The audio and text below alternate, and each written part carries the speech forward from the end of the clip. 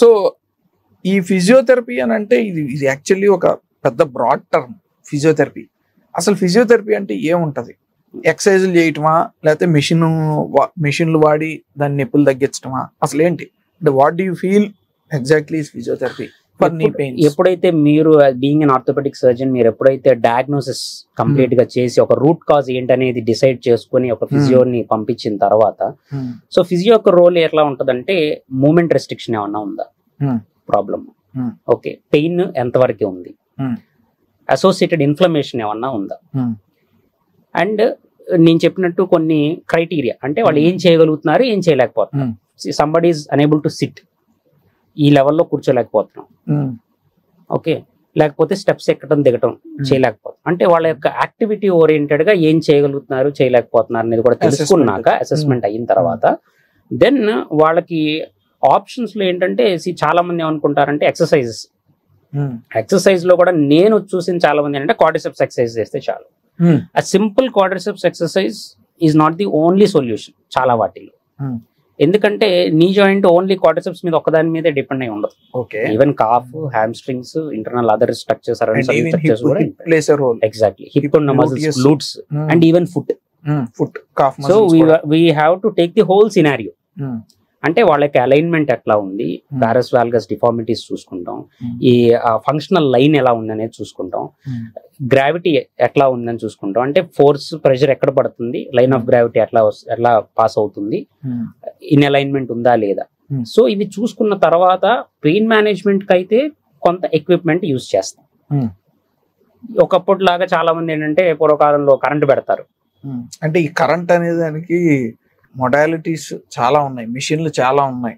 అంటే నేను కూడా రాస్తాను, అల్ట్రాసౌండ్ పెట్టండి అని, టెన్స్ పెట్టండి అని. మీ బుక్స్ ఆర్థోపెడిక్ బుక్స్ అన్నిట్లో కూడా అవి మెన్షన్ చేస్తుంటాయి. అంటే as a part of treatment లో ఫస్ట్ కన్జర్వేటివ్ మేనేజ్మెంట్, తర్వాత surgical intervention and last physiotherapy. So దాంట్లో కూడా వ్యాక్స్ పెట్టండి, వ్యాక్స్, షార్ట్ వేవ్, అల్ట్రాసౌండ్, ఈ మెషిన్లు. సరే, ఈ ఫిజియోథెరపీ మెషిన్ గురించి మాట్లాడుకుందాం. ఫస్ట్ ఈ టెన్స్, అల్ట్రాసౌండ్, ఐఎఫ్టి, ఈ క్రయో, ఇవన్నీ ఉన్నాయి కదా, ఏంటి అసలు how do they work and ఇన్ని సపరేట్ మెషిన్లు ఎందుకు పెట్టారు? ఎగ్జాక్ట్లీ. సో అంటే ఇవి మెషిన్స్ ఒక్కొక్క దానికి ఒక్కొక్క సిగ్నిఫికెంట్ ఫంక్షన్స్ ఉన్నాయి.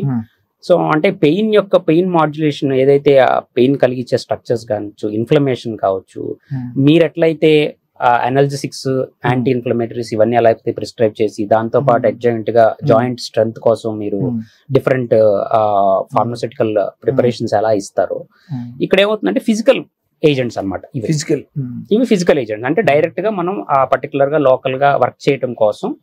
సో వాటిలో ఉండే వేవ్ లెన్స్, ఫ్రీక్వెన్సీస్ చేంజ్ అవుతూ ఉంటాయి. ఓకే. సో ఇప్పుడు టెన్స్ కానివ్వండి, ఇంటర్ఫరెన్షియల్ థెరపీ కానివ్వండి, ఇట్లా ఇప్పుడు చాలా కరెంట్స్ వచ్చినాయి. Russian currents, Tecar, matrix, even laser. ఒకప్పుడు కోల్డ్ లేజర్ మాత్రమే వాడేవాళ్ళు, విచ్ ఇస్ అరౌండ్ 690, 680 నానోమీటర్స్ మాత్రమే వేవ్ లెంత్ ఉండేది. ఇప్పుడు వేవ్ లెన్స్ ఆల్మోస్ట్ 30 వాట్ వరకు కూడా ఫ్రీక్వెన్సీ అండ్ వేవ్ లెన్స్ ఉన్న క్లాస్ 4 లేజర్స్ వచ్చినాయి. And they penetrate deeper to the level of the bone. So అంటే ఆ పెయిన్ యొక్క ఇంటెన్సిటీని బట్టి మనం దాన్ని సెట్ చేసుకుంటాం. అంటే బేసికల్లీ ఆ ఇంటర్నల్ హీట్ క్రియేట్ చేయటమా దీని ప్రిన్సిపల్? లేదు, laser is again it's a biomodulating device. అంటే లోపల హీల్ చేయడానికి హెల్ప్ చేస్తుంది, not just for the pain killing. It helps to heal the local tissues, damage tissues. అంటే లేజర్ ని మనం ఓన్లీ ఆర్థోపెడిక్ ఇష్యూస్ కాకుండా వూండ్స్ లో కూడా వాడతాం. And again the wavelengths and frequency మీకు తెలుసు, ఇప్పుడు లేజర్ ఐలో వాడతారు, డెంటల్ దీంట్లో వాడతారు. సో చాలా ప్రొసీజర్స్ లో మనం లేజర్ యూజ్ చేస్తాం. బట్ క్రైటీరియా ఇక్కడ ఏంటంటే వేవ్ లెన్స్, ఫ్రీక్వెన్సీస్ డిఫర్ అవుతా ఉంటాయి మన యూసేజ్ ని బట్టి. ఇప్పుడు మీరు అల్ట్రాసౌండ్ కూడా, diagnostic ultrasound is well known, radiologist అందరూ యూజ్ చేస్తారు. బట్ కమింగ్ టు ఫిజియో, అక్కడ ఉండే అల్ట్రాసౌండ్ ఫ్రీక్వెన్సీస్, వేవ్ లెంత్ ఒక పీజో ఎలక్ట్రిక్ ఎఫెక్ట్ అనే ఒక కాన్సెప్ట్ తో ఒక ఫినామినన్ మీద వర్క్ చేస్తుంది. కాబట్టి లోకల్ గా ఉన్న టిష్యూస్, అంటే ఫర్ ఎగ్జాంపుల్ మీరు లెగమెంట్ ఇంజరీస్ ఉన్నాయి, నీ అండ్ అరౌండ్ ACL, MCL, మీరు సర్జరీ అవసరం లేదు, అంత సివియర్ ఇది లేదని మీరు ఎప్పుడైతే ఒక ఫిజియోకి దాన్ని రిఫర్ చేస్తారో, సో ఇట్లాంటి మొడాలిటీస్ యూజ్ చేసినప్పుడు ఏమవుతుందంటే పెయిన్ డ్రాస్టిక్ గా ఫాస్ట్ గా తగ్గడానికి పాసిబిలిటీ ఉంటుంది. అండ్ ఎప్పుడు ఎక్సర్సైజ్ చేయాలి అనేది కూడా అక్కడ ఇంపార్టెంట్. ఓకే. అంటే ఈ మెషిన్లు ఒకటి, ఎందుకంటే చాలా మంది మా దగ్గరికి వస్తూ ఉంటారు, మీరు కూడా చూస్తూ ఉంటారు, మా ఇంటి పక్కన మోకాలు నొప్పి వచ్చిందమ్మా, మా ఇంటి దగ్గర ఫిజియోథెరపిస్ట్ ఉన్నాడు, కరెంట్ పెట్టాడు తగ్గిపోతుందని. కానీ ఒక్క మాట కూడా చెప్పరు, మాకు ఎక్సర్సైజెస్ చెప్పారండి, ఎక్సర్సైజులు చేయాలని అని. బట్ ఐ బిలీవ్ ఏంటంటే exercises also play a crucial role. Arthritis ఏదన్నా సరే, ఆర్థరైటిస్ కి ఏ కారణమైనా అంటే ఇన్ఫ్లమేషన్ అయినా మెకానికల్ పెయిన్ అయినా exercise also plays a crucial role. అది అయితే ఈ ఎక్సర్సైజ్ కూడా ఏంటంటే కస్టమైజ్ చేయడం ఇంపార్టెంట్. అంటే నేను బిలీవ్ చేసేది ఏంటంటే క్రైటీరియా బేస్డ్. అంటే ఆ పర్టికులర్ పర్సన్ ఇండివిజువల్ గా ఉన్న సఫరింగ్ ని బట్టి, ప్రాబ్లమ్ ని బట్టి మనం ఎక్సర్సైజ్ చేయాలి. As you know, quadriceps is the first muscle to get atrophied in the whole body within a week. అంటే స్టడీస్ ఆర్ డాక్యుమెంటేషన్స్ ఏం చెప్తున్నాయి అంటే just within a span of 1 week మనం గనక మూమెంట్ ని రెస్ట్రిక్ట్ చేసి పెడితే it starts showing its atrophic results. అంటే మజిల్ మాస్. ఎగ్జాంపుల్ నేను చెప్తాను. నాకు ACL సర్జరీ అయింది కదా, నాకు ACL సర్జరీ అయినప్పుడు టార్నికే వేస్తాం కదా. టార్నికే అంటే ఆ మిషన్ వేసి బ్లడ్ ఫ్లో కాకుండా చూస్తాం. ఆ 2 hours వేసిన టార్నికేకే నాకు తర్వాత రోజుకి నాకు చాలా మార్పు కనిపించింది.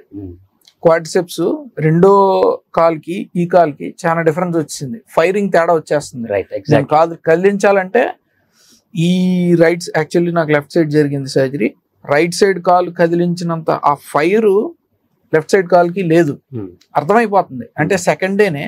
అండ్ నేను లెగిసి నడవటం మొదలు పెట్టాక మీరు చెప్పినట్టు విత్ ఇన్ 1 week లెగ్ యొక్క డయామీటర్ చేంజ్ వచ్చేసి సిగ్నిఫికెంట్ గా గ్రిత్ మెజర్మెంట్ మనం తీసుకున్నా కూడా విత్ ఇన్ 14 days మనకి స్టడీస్ చెప్తున్నాయి క్లియర్ గా. Within 14 days will see the girth measurement difference, visible difference. And మళ్ళీ అది నాకు రావడానికి 3-4 years పట్టింది.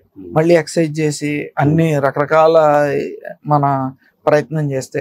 So okay, it's the main muscle. Exactly. So దీంతో పాటు ఏంటంటే మనకి ప్రతి మజిల్ వీక్ అవటం వల్లే ప్రాబ్లం రాదు. ఇంకొకటి మనం గమనించాల్సింది ఏంటంటే there may be weak structures, there may be tight structures as well. Okay. So tight గా ఉన్న వాటిని మనం రిలీజ్ చేయాలి, వీక్ గా ఉన్న వాటిని స్ట్రెంగ్ చేయాలి. అంటే you mean strengthening exercises, stretching exercise. వీటితో పాటు నెక్స్ట్ స్టెబిలిటీ. ఓకే. నీ యొక్క స్టెబిలిటీ కూడా ఇంపార్టెంట్. అంటే ఇప్పుడు ఫర్ ఎగ్జాంపుల్ ఐటీ బ్యాండ్ ఉంది.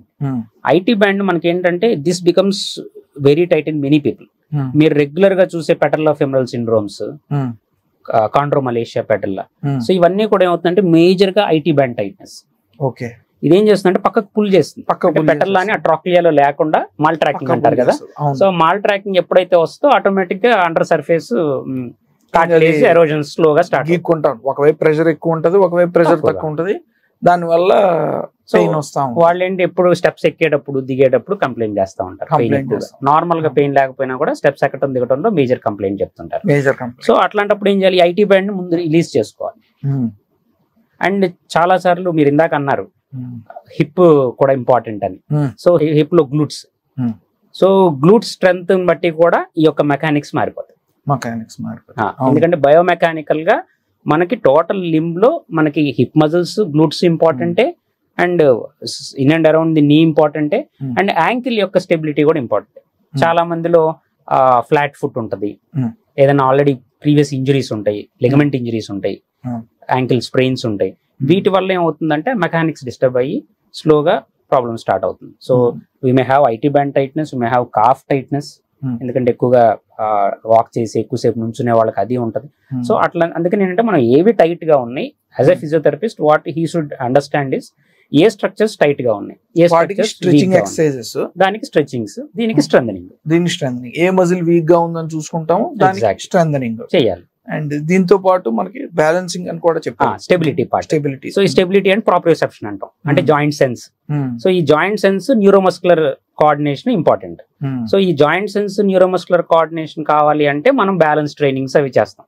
ఎందుకంటే సింగిల్ లెగ్ మీద మనం నుంచోవాలన్నా, ఏదైనా యాక్టివిటీ చేయాలన్నా, ఎస్పెషల్లీ మనం చూస్తుంటాం డాన్సర్స్ లేకపోతే స్పోర్ట్స్ పీపుల్, వీళ్ళందరిలో ఏంటంటే మన బాడీ వెయిట్ అంతా అప్పుడు ఏమవుతుంది, ఒక్క కాలు మీదే పడుతుంది కదా సింగిల్ లెగ్స్. మనం ఇప్పుడు నడిచేటప్పుడు కూడా 2 కాళ్ళతో ఒకటేసారి నడవంగా, ఒక కాలు మీద కంప్లీట్ వెయిట్ వేసిన తర్వాత ఆ ఫేజ్ గేట్ సైకిల్లో ఈ స్టాన్స్ ఫేజ్ అయ్యి టేక్ ఆఫ్ తీసుకున్నాకే మళ్ళీ మనం మళ్ళీ ఆ స్వింగ్ ఫేజ్ అయిపోయి మళ్ళీ ఫుట్ ఫ్లాట్, ఫుట్ స్టాండ్స్ వస్తాం. సో ఎప్పుడైతే ఆ గేట్ సైకిల్ లోకి వెళ్తామో ఆటోమేటిక్ గా దీని మీద కూడా కాసేపు లోడ్ ఉంటుంది. ఆ ఫుట్ ఫ్లాట్ అనే పొజిషన్ ఎక్కడైతే ఉందో గేట్ సైకిల్లో then we are having complete weight over that particular limb itself. So అప్పుడు దాని యొక్క స్టెబిలిటీ కూడా ఇంపార్టెంట్. చాలా మంది మా దగ్గరికి వచ్చేవాళ్ళు అంటారు, సార్ నాకు నొప్పి దీంట్లో కానీ నేను కాలు దీన్ని పెట్టలేకపోతున్నాను అంటారు. అక్కడ ఏమవుతుందంటే అంటే they are unable to withstand the load. అక్కడ లోడింగ్ ఇంపార్టెంట్.